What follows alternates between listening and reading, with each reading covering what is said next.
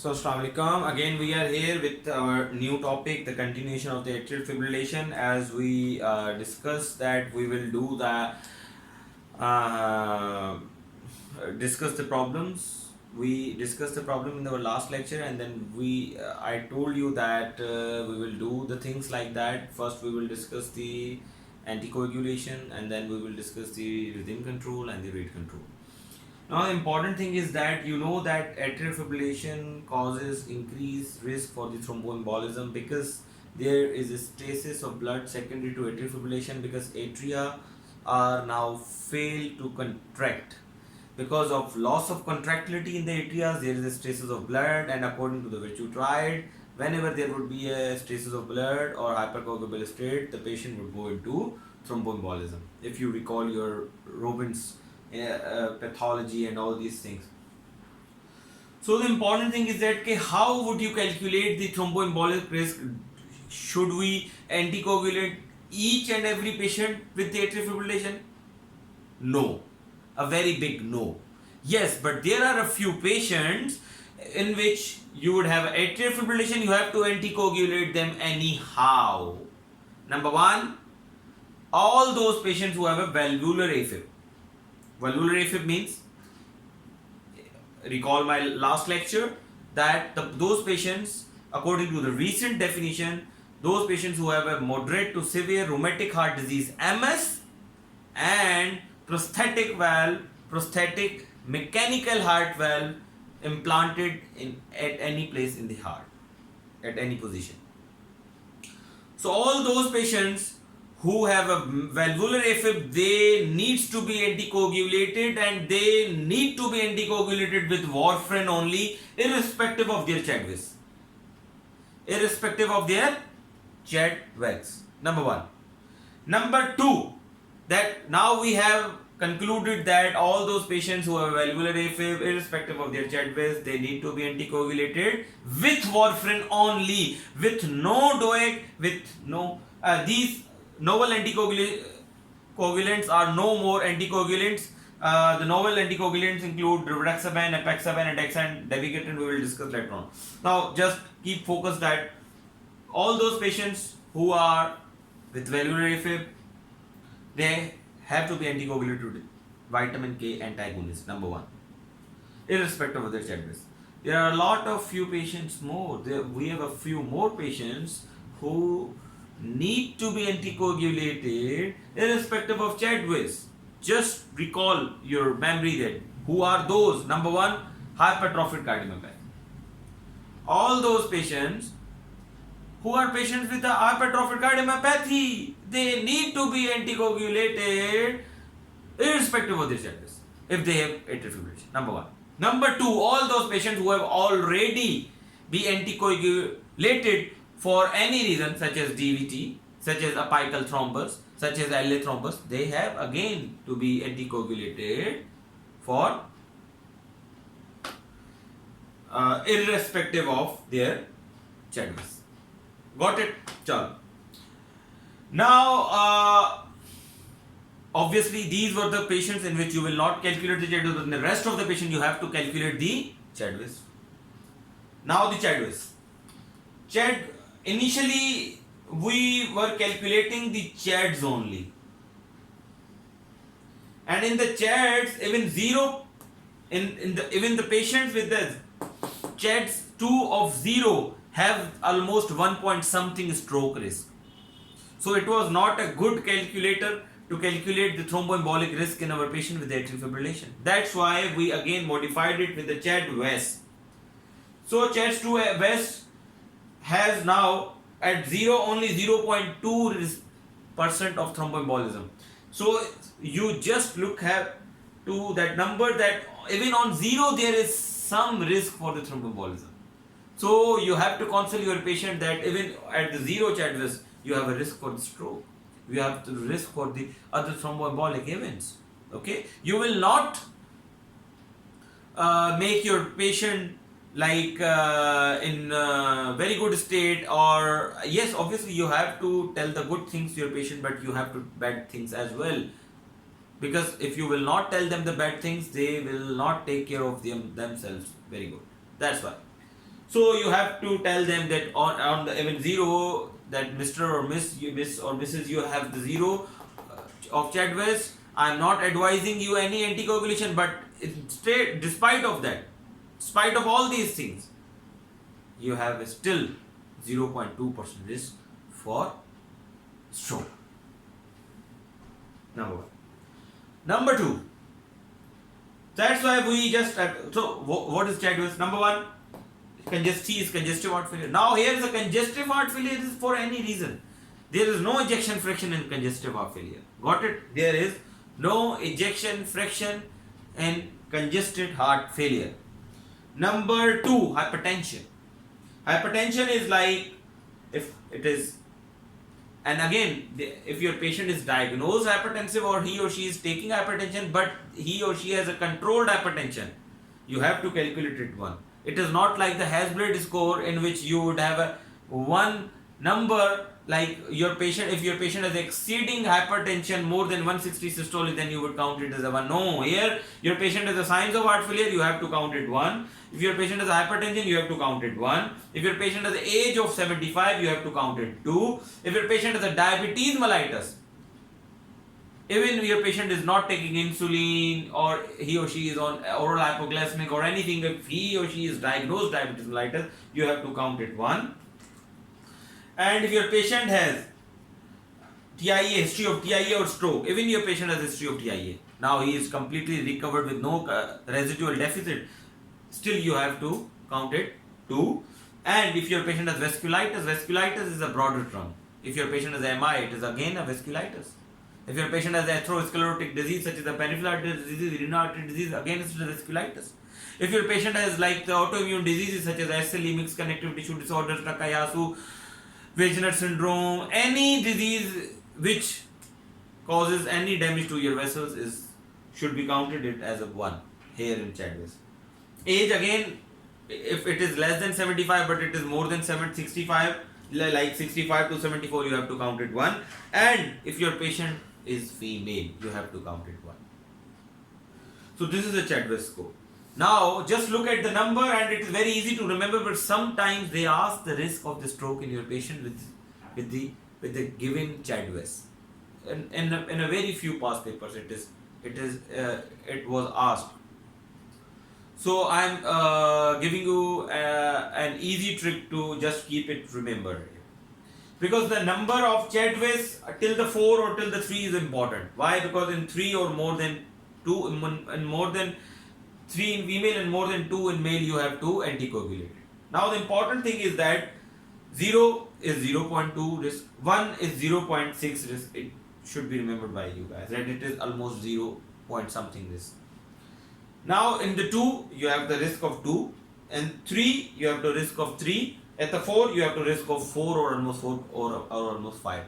So whenever your patients have Chadwell's, because obviously when you will calculate the Chadwell's, when you will have the Chadwell's of more than 2 in male or 3 in female, you have to anticoagulate it because it is a class 1 indication.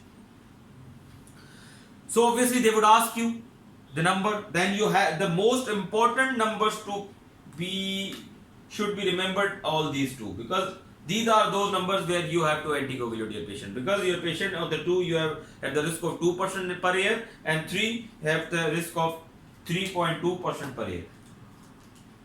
Got it? Now obviously in the 4 has a 4.8, 5 is 7.2, 6 9.7, and it is very hard to remember. Just remember that at the highest number, like at 9, there is a risk of 12.2% per year.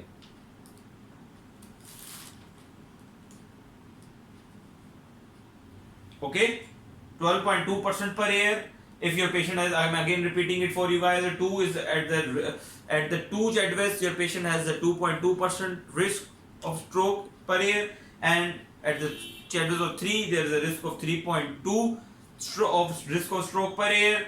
4 at the around the 4.8 per year. Just forget about these because these are the higher numbers, and I don't think so that you would all keep remember all these numbers, because you have a lot of things to keep remember for your papers and for your exams. So here is a 12.2, and that 12.2 is the number, and you have to keep remember because that is the highest number in your Chadwell's. Okay, So the highest Chadwiss of your patient is 9 and the lowest is 0. At the lowest is 0.2 risk and the highest is 12.2 risk. Now, on which Chadwiss you have to anticoagulate and on which Chadwiss you have not to anticoagulate. It is very easy that if your patient has 0 in male and female has a 1, it is class 1 not to anticoagulate those patients. It is class 1 not to anticoagulate. If your patient has 0 in male and female, if your female has a 1 Chadwiss because of the female sex, because of female gender, so it is not advised to anticoagulate them. Number 2. This one. If your patient has a female more than 3 Chadwiss and male has 2, then again you have to anticoagulate. It is class 1. So at the Chadwiss of 1 in female and 0 in male is class 1 not to anticoagulate, and in female Chadwiss of female 3 and male 2, it is class 1 to anticoagulate them. Got it? Now the problem is here when your female has 2 and male has 1 Chadwiss.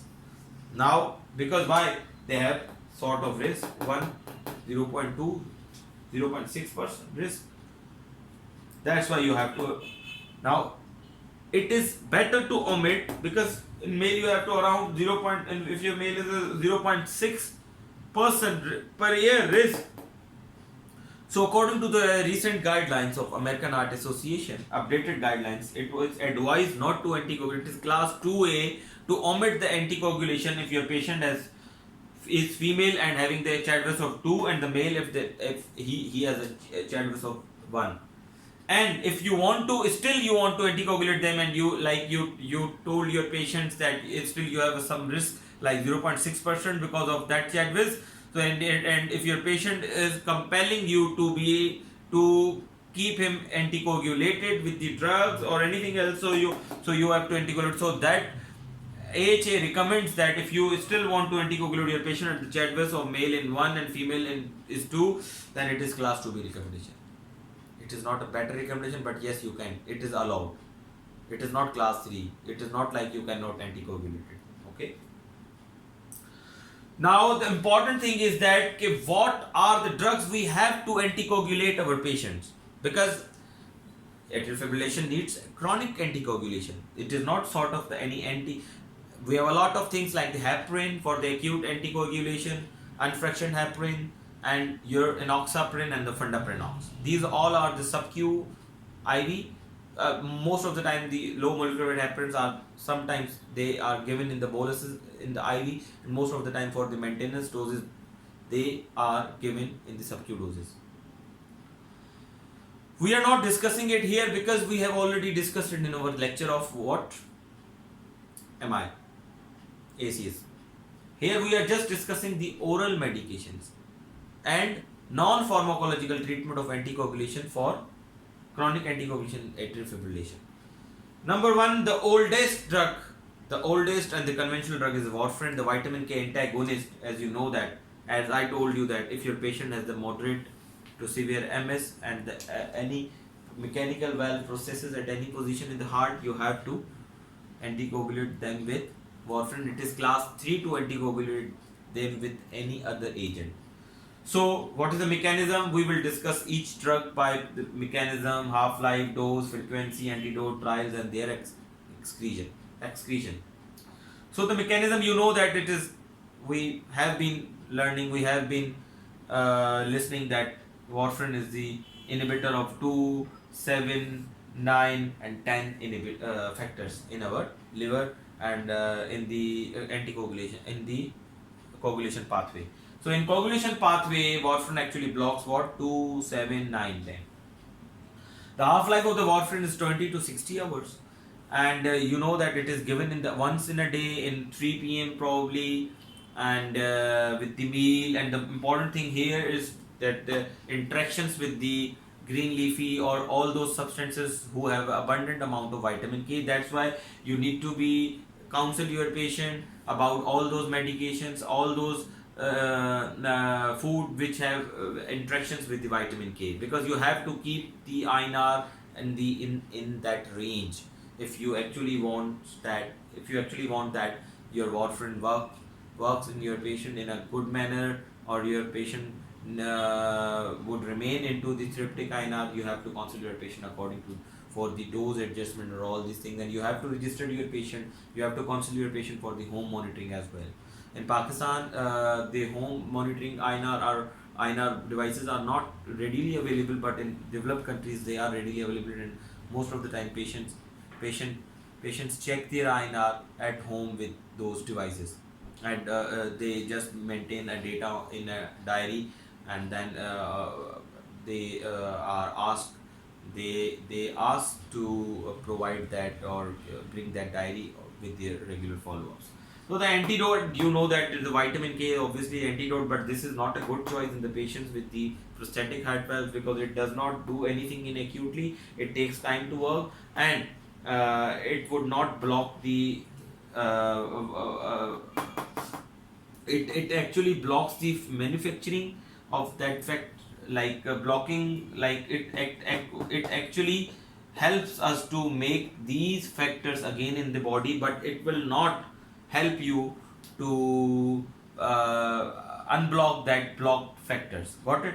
So actually FFPs what does what actually FFPs provides us that factors in that fresh frozen plasma. So if your patient have a stuck valve or anything else, or like if your patient has anything like a stuck valve is implanted in your patient, then the vitamin K in the antidote is not a good option. FFPs are the good option for the acute management. Why? Because if you would give the vitamin K, it would work late, and then you will face a difficulty to maintain the INR or the therapeutic range on which it should be maintained. So the trials, these are the very old trials, SAPAF F and SAPAF D trials, which supports the warfarin, anticoagulation of warfarin in the atrial fibrillation excretion. You know, is the liver partially from renal. Now the important drug which is actually present here in the Pakistan is rivaroxaban. You need to each and everything about the rivaroxaban, because we are readily prescribing, we are like commonly prescribed this rivaroxaban for so many things, for the anticoagulation, for the all other reasons, such as so many things like peripheral artery disease and the ACS and the stable ischemic heart diseases. So it actually blocks the 10A inhibitor. Okay, so 5 to 9 hours its time, and dose is 20 mg and the 15 mg. 20 mg OD is for atrial fibrillation without anything else, without doing DAPT. If you are giving dual antiplatelet with rivaroxaban, we will discuss in the end of the lecture why we will give that and what are the trials which supports that to give that 15 mg. Then you have to give 15. And all those patients who have like renal excretion less than 30, you have to give it in a 15 mg OD dose. Okay, and at the last at the creatinine clearance of less than 15 ml per hour, like at the end stage renal disease, rivaroxaban is not indicated to give your patients. The the antidote is Adaxanate alpha and prothrombin concentrate. Before Adaxanate alpha, prothrombin concentrate was the antidote of choice, but obviously the Adaxanate alpha is a drug of choice, the antidote for the rivaroxaban. And the important thing here is that if Adaxanate alpha is not available, then you can give the prothrombin concentrate. The Rocket AFib is the trial which actually was the landmark trial which make this drug FDA approved, and so we use this, and the 2/3 of that is renally excreted and 1/3 is like excreted through fecal or the liver. Now here the Apixaban. Apixaban is very important drug. Very important drug. Why? This is again 10A inhibitor. Half-life is almost 8 to 15 hours. You have to give it, prescribe it in the 5 mg twice a day. Okay, twice a day. And the important thing is here that it is least renally excreted. So you can give this Apixaban in your patient even with the end stage renal disease. If your patient is even if your patient is on the end stage renal disease or hemodialysis, you can give this drug to your patient, but you have to reduce the dose. So what are the indication to reduce the dose? If your patient has a weight of less than 60 or the age of more than 80 or the creatinine clearance creatinine of more than 1.5, then you have to reduce the dose by 2.5 mg twice a day. in your patient if your patient if you are anticoagulating your patient with apexaban, or if your patient has a sort of the renal end stage renal diseases, then the drug of choice would be apexaban. Now, what is edexaban? And the trial which actually make it FDA approved was Aristotle. Edexaban. Edexaban is again the 10 inhibitor. The important thing again, every drug has one important thing. So here the edexaban is 10 inhibitor. It's a very good drug. 10 to 14 hours is its half life, and obviously it is again once a day drug. 60 mg is its dose. The important thing here, which I want to make you understand here, that if your patient has weight of less than 60, then you have to reduce the dose by half. Then you have to give what? You have to give 30 mg of edexaban. You will not give 60 mg of edexaban to your patient if your patient has a weight of less than 60 kgs. And second thing which is very much important for the edexaban, you will not give the edexaban to your patient with the normal creatinine clearance. Like the creatinine clearance of, if your patient has a creatinine clearance of more than 60 or 90, you will not give it. Why? Because it excretes the drug from your body efficiently, and the trial which showed that if you will give the edexaban at the normal creatinine clearance, the chances of a stroke will increases. Why? Because your drug efficiently excreted immediately from the body, and your patient remain what? Under anticoagulated. Your patient will not be anticoagulated properly. So that's why the trial which showed that increased risk of stroke with the normal GFR and with edexaban was NAVAF, NVFA, NVFAF, NAVAF trial. NAVAF trial actually showed that you are not supposed to prescribe the edexaban with the normal GFR patient, or your patient has a GFR of more than 60. This was me. And the important thing here, which I wrote here, because that is another anticoagulation which I forgot to mention here in the blocks. This is a dabigatran. Dabigatran is some sort of different than rivaroxaban, apexaban, and the dexaban. Why? Because this is the direct thrombin inhibitor. This is the oral direct thrombin inhibitor, and another direct thrombin inhibitor IV is like apiximab, or all these which if you just recall my lectures of MI, then you would like understand that what is a direct thrombin inhibitor. Direct thrombin inhibitor is like directly blocks the thrombin and causes what? Efficiently anticoagulation. So you will actually break the cascade of the coagulation directly by hampering the thrombin formation in the DTI, and it is obviously efficient oral anticoagulant, but again its half life is 12 to 70, and it is 80% renally excreted. So it is you cannot give that drug in the CKD patients or in the patients with the advanced kidney failure, because it is 80% excreted. It actually increases the risk of all bleeding. So but here the rivaroxaban, apexaban, and dexaban have the same, because they have the same class of mechanism. That's why they have the same antidote, dexamethasone alpha and the prothrombin concentrate. But here, as you know that this is a DTI, so obviously direct thrombin inhibitor, then you have to give the idrucimab. Idrucizumab is actually the antidote for that drug, and the trial which actually made it FDA approved was Relight trial. Okay. So these were the things which actually I wanted to discuss with you guys. The last but not the least, I want you to discuss about the special conditions with anticoagulations.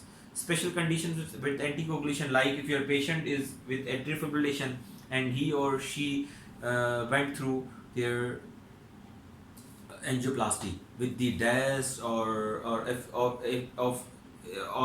your patient has atrial fibrillation concomitant, have the coronary artery disease or ST elevation MI, and you have done the primary PCI or like early invasive on their patient, or for any reason, if your patient has went through their coronary intervention, then obviously you need to give the dual antiplatelet to your patients according to the DAPT guidelines. And if your patient has has went through the PCI in the context of acute coronary syndrome, then you are bound to give, and you have implanted the DES, and you are bound to then between you are bound to give the dual antiplatelet for 1 year, at least 6 months. And if you are, even if you are interrupting the DAPT before before 1 year, and after 6 months, it is class 2B indication to hamper or to stop the DAPT in your patient in the context of ACS with DES. So obviously, then what would you do? Initially, we were giving that warfarin with those two dual antiplatelets like your clopidogrel and what, your aspirin. But then few of the new trials come up with new things which I actually want you to learn here, and then we will just finish our lecture. So the new things are like, if your patient has atrial fibrillation and your patient has gone through their PCI second in the context of ACS. So if you want to give the rivaroxaban, if in AFib plus PCI plus DES, okay. So you know that because of the PCI and DES, you have to give what? Aspirin plus Clopi 1 year, and for that you have to give rivaroxaban lifelong. Got it? So Pioneer,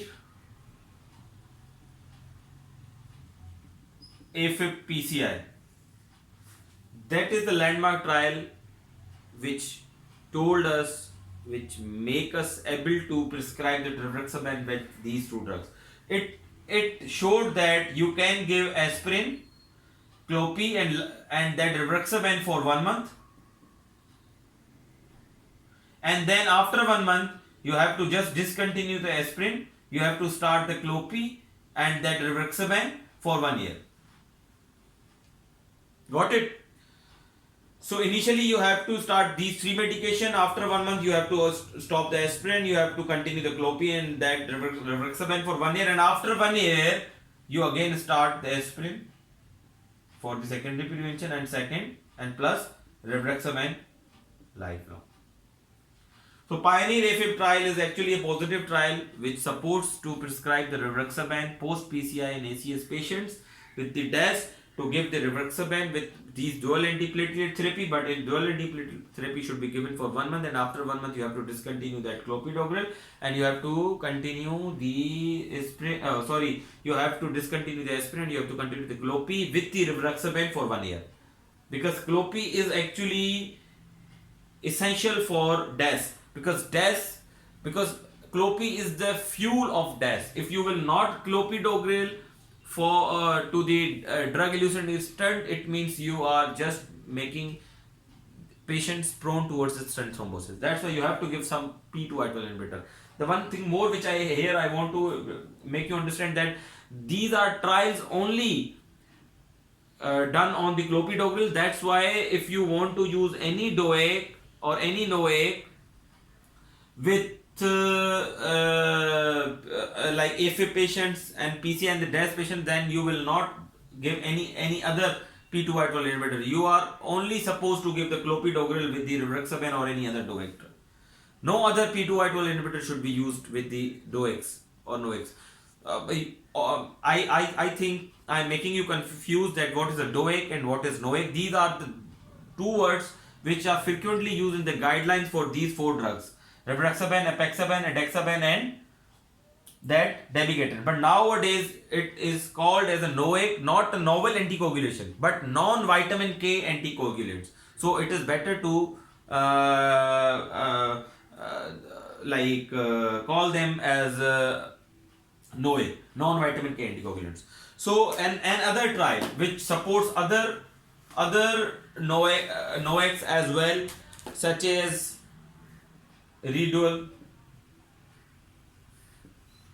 Redual trial supports usage of dabigatran in the same AFib, PCI, ACS. Dabigatran, Redual supports a usage of dabigatran with DAPT 1 year, and in the same you have to hold the aspirin after 1 month and continue the dabigatran plus clopi for 1 year, and after 1 year again you have to do what? You have to stop the clopidogrel because your DAPT guidelines has been over, would be over after 1 year, and again you have to start the aspirin with dabigatran because dabigatran has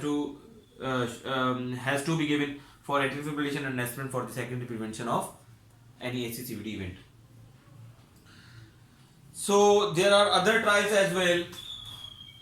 So the trials which support rivaroxaban for PCI, Pioneer AFib, Apexa, Augustus, Interest,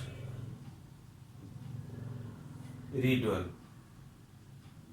So these all are 4 successful trials which has been done, and they supports to usage of it. It is not in guidelines yet, but it yet to become into guideline. Inshallah, in the next coming guidelines you will see that these things would be in it. But these are the newer trials which have been done in the past few years, like 1 or 2 years in 2019 or 18. I think recently in few of them has been completed in 2020.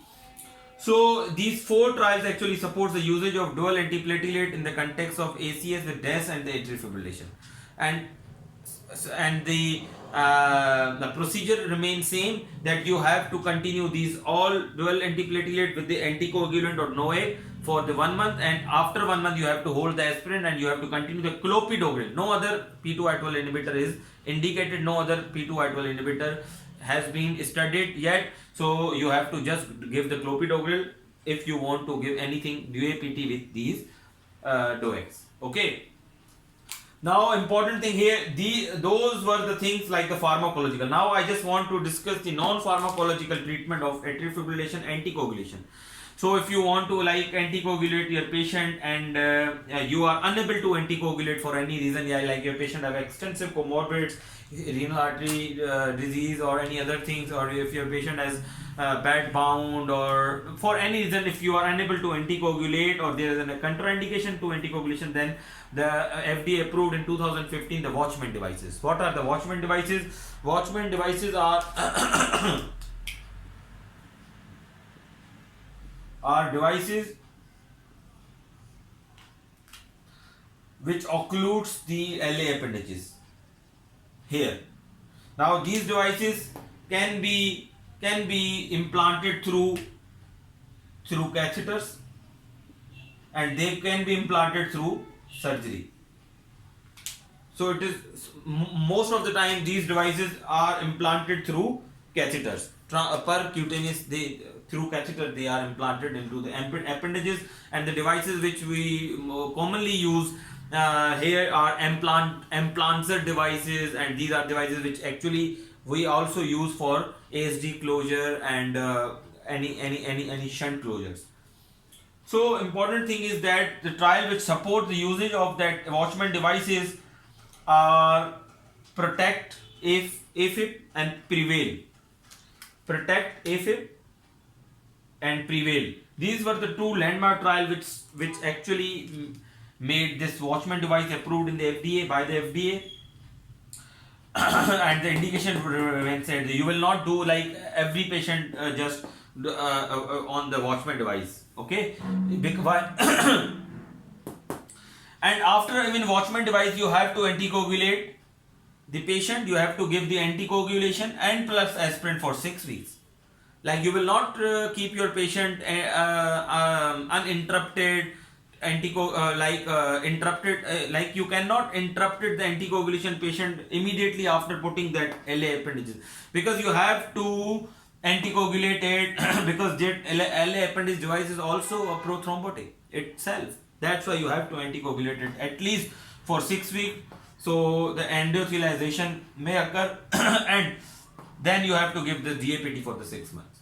So these are the approved. So you cannot just keep your patient on without anticoagulation after putting that Watchman devices. So after Watchman devices, you have to give the aspirin and that and any anticoagulation such as a warfarin, Brexaben, Apexaben, Dexaben, or Dabigatran. So you have to, and then you have to give the GAPT for the 6 months. This is the important thing, okay, which I actually wanted to. Yes, now, the last but not the least, that all those patients who are going for the surgical, like for any surgical procedure, so it is class 2B2 done, like surgical closure of that, like you give the stretch or two, like surgical closure of that LA appendages. It is class 2B, that all patients who are going for the cardiac surgery, they can be done all these like the LA appendage surgical closure by the surgeon. So I hope that I have make myself clear. Again, I am requesting you that please share these videos as much as you can, because I want you to spread these videos, because I want that as much as people can be benefited from these videos, they could be. So it is my request that please spread these videos as much as you can, and subscribe my channel, press the bell button at the end of the video. I repeat all the time, I repeat all these things, so I think probably you have become fed up of all these things, but I'm bound to say all these things, okay. So just press the bell button and subscribe my channel. Thank you. Allah Hafiz. Take care.